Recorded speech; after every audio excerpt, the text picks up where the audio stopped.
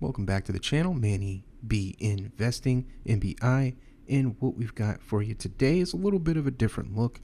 We are running clearly off of iOS, or iPad iOS, and we are in the Telegram chat. This is my mobile setup, the best quality I can do for right now. Let me know what you think, how you feel about the quality of the video, the look and feel of it. I want to be able to create mobile content just because I'll be traveling, I'll be moving around, especially next year. So things are going to have to just change a little bit. I will still have access, to the studio. I'll be doing videos in the studio, but a lot of times when things are going down during the week, I will be mobile.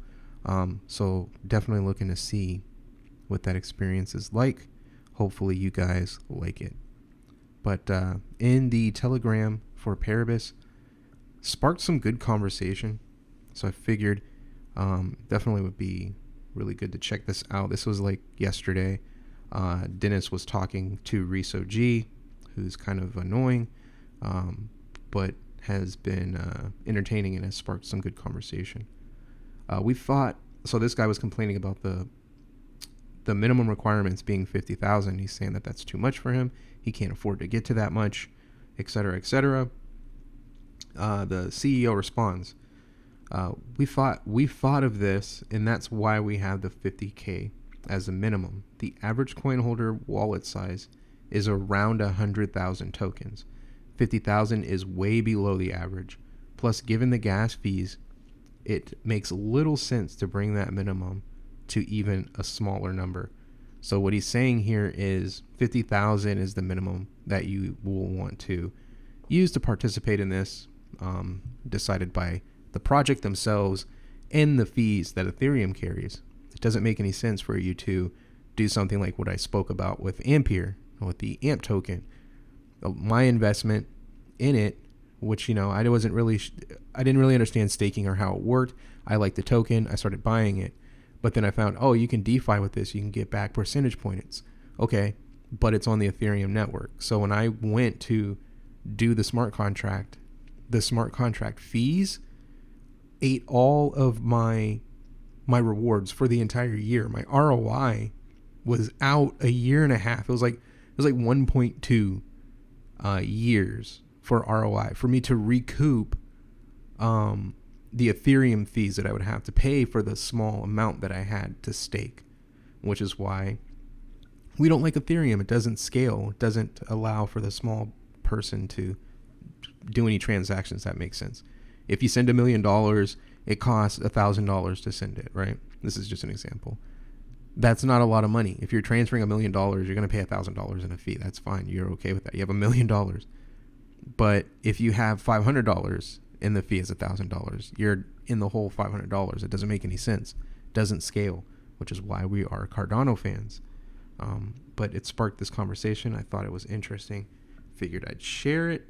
And it went down to, let's see here. Actually, here.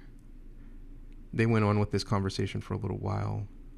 And then somebody else suggested using Matic instead of Ethereum. But then, to get to Matic, you have to pay Ethereum fees. It's like staking won't launch this way in Cardano. Could be set up in a different way, different mainnets or cross chains like Matic to save everyone gas fees and to be more conservative. ETH gas fees are like high. It's like a low MPG vehicle. I don't understand that. But technically, yes.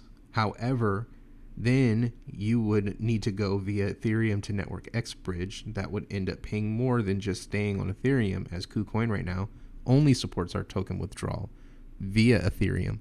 All liquidity pools are on Ethereum. However, we are working on an improvement regarding the fee situation. And right now, he talked about the estimate on migrating to Cardano. Right now, we aim for Q1 next year. Depends on the execution of the Milkamita mainnet.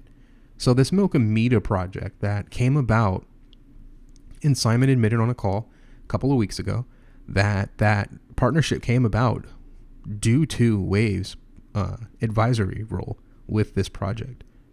They were at some point talking about or considering using something like Nervos, but their forced bridge is not available yet. They got a partnership with Cardano to work on the bridge to get EVM over to Cardano. That partnership is real. They're working on it. They've been working on it, as the project lead over there had talked about in another video, that they have been working on this for quite a while, like a year, and it's still not ready. I'm not sure when it's going to be ready. I might continue to report on Nervos, but for right now, Paribus seems to be working with Milkamita, DC Spark, Milkamita, Cardano sidechain. They're talking about it being Q1 possibly of 2022. If you look at the roadmap, even right now, it's not updated. That wasn't slated until the end, towards the end of the roadmap. Now he's talking about Q1 2022, all because of that wave advisory. So that's why I asked that question. I asked that question because I want puzzle pieces. You use the puzzle pieces to put together the picture. I'm seeing the connections. I'm seeing the involvement of these projects and these people. They're there for a reason. All these strategic partnerships, all of these advisors, they're connected to other projects that are in this ecosystem. So this is why I'm bullish. Like, I see the Orion connection. I see the Wave connection, and I see what that brings. And it looks like at least the Cardano arm of things is looking for the big players in the network. So they're looking for that top exchange. They're looking for that top borrowing and lending app. And I think they're really helping like incubate these smaller projects, and Paribus is the only one right now on the Cardano, or looking to be on Cardano. And I think that they see the same things that I see. They're making that investment. They're bringing that partnership. They're giving that advisory. So this is really, really good news, regardless, completely separate from price. This is why I'm not really focused on price, because it doesn't really matter to me. And I understand price is important. You guys like price. You guys want to make money. But I'm more on the real world development of the product itself. So he's talking about moving that up, possibly it being moved up if Milkamita does its thing. Yeah, so he's talking about wanting to be able to participate, and that's a financial thing. That's a personal financial thing. I talked about being interested in the ways that they were going to bring the fees down on KuCoin. And Simon responded here, for example, we're going to work with the exchanges itself to offer support for other networks like Arbitrum. This would give a cheap entry exit to the network without a need for an on-chain bridge. And I said, diplomacy I like. He's like, to each their own, I'll spin the ETH gas to stake. Yeah, this guy's weird. Are we looking at staking being released this week or longer? And then someone says, for real, I feel like we're getting UIs, but nothing coming from it. I thought staking would be out mid-November. It's already almost December. PT minus will keep the announcements to themselves if they can't give a definite date. I don't know what this guy's talking about. They never gave definite dates. He's just making his own.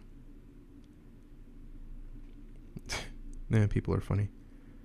Well, we'll continue on with this conversation, and we'll see if there's anything good that comes about from this conversation. I'll probably do another video. I don't know what we're going to call this. I don't know, maybe just like Telegram chats. I don't know if I'll even put this in the playlist. It's kind of unorganized and messy and live. So like I said, get in the comment section. Thank you for checking us out. Give me some comments, some feedback on this video, its audio quality, video quality, etc. Anything that you see about it. Thank you. And we'll see you on the next one.